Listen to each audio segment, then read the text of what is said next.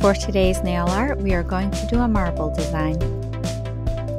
I'm starting off with my nails painted white, and I'm going to add a layer of liquid latex around the cuticle area. For the marble effect, I'm going to start dotting some polish onto my stamper using a white, a light blue, and a dark blue.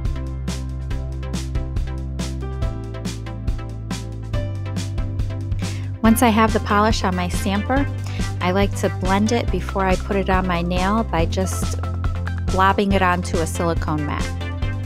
Or you could also use wax paper to blend your polish.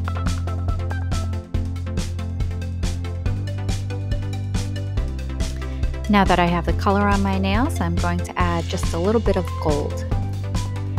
The stamping polish I'm using is It's Lit from Maniology, and my stamping plate is Nicole Diary 076.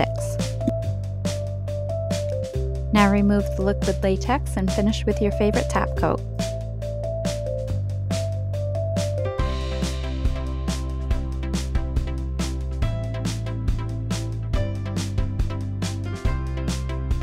And here's the completed design.